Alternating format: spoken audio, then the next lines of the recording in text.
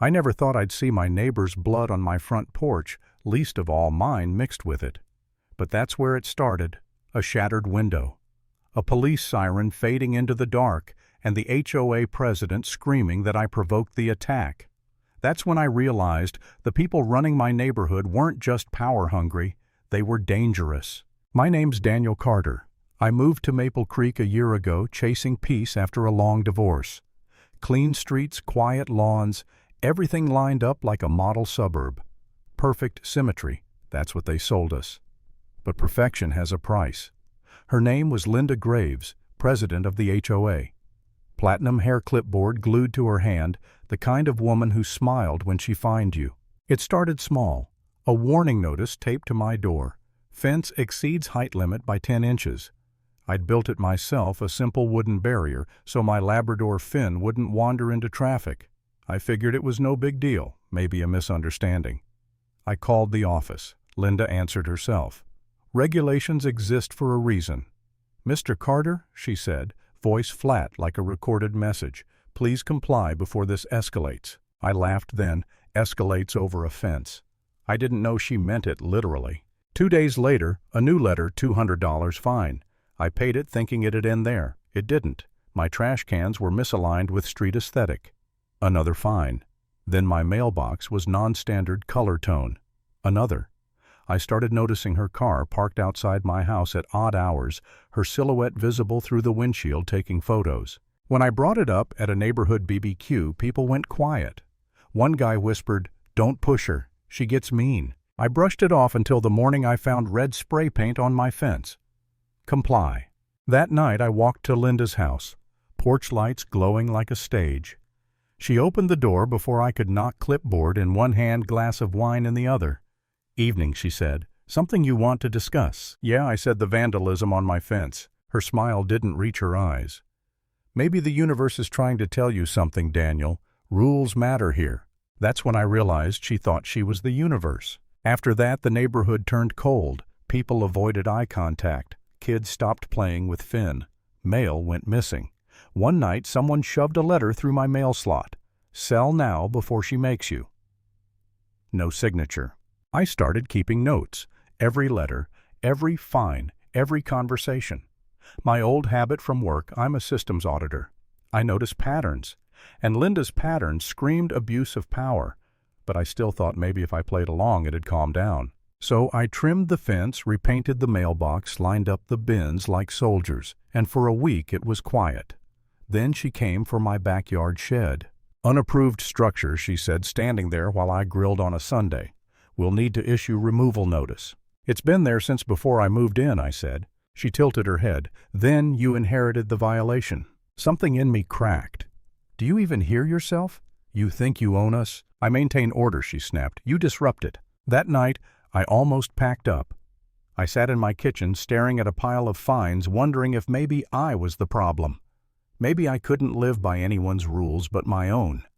Maybe peace meant surrender. Then a knock. My neighbor Mark Evans, older guy, retired firefighter. He slid a flash drive across the table. "You didn't hear this from me," he said. "Board meeting audio. You'll want to listen." I stayed up till 3 a.m. In the recording, Linda's voice cut sharp through the chatter. "We need to make an example of Carter. Once he pays, the others will fall in line." Someone asked about budget limits, and she said, "Who's going to check? Nobody audits us." Soon, nobody audits us. That was the moment my guilt turned into fuel. The next morning, I requested the HOA's financial reports public record by law. They refused. I filed again. Denied. Third time ignored. So I went to the county clerk. That's when the clerk raised an eyebrow. "Maple Creek HOA," she said. "Funny, their incorporation expired last year." I froze. Expired. She printed a page, stamped and signed. Corporate status lapsed not in good standing, which meant for the past year Linda had no legal authority. Every fine, every penalty, every threat, fake. I walked out of that office shaking half from rage, half from disbelief. All this time she'd been running a ghost government. I called Mark, told him everything. He laughed, but it wasn't joy, it was relief. "You gonna hit her with it?" he asked. Oh, I said she's going to choke on it. 3 days later, I showed up at the monthly board meeting. Packed room, Linda at the center table, pearls glinting under fluorescent light. I waited till she started talking about upcoming lawn inspection protocols. Then I stepped forward and dropped the state certificate on the table. Maybe you should inspect this first, I said. She barely glanced down.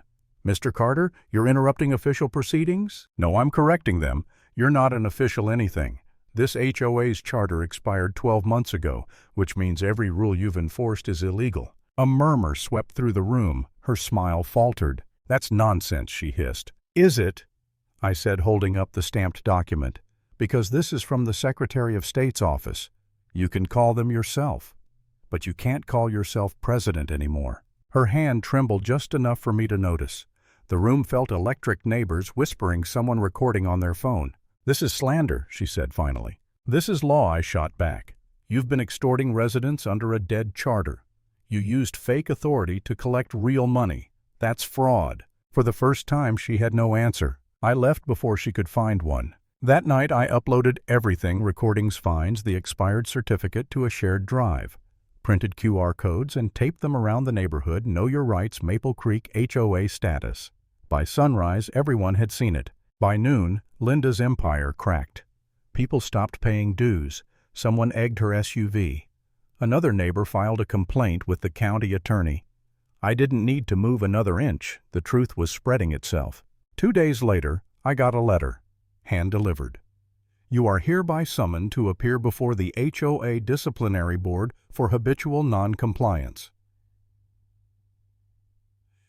I laughed so hard I nearly tore it in half. Then I noticed no official seal, no lawyer's signature, just her name in red ink. So I showed up, not to beg to end it.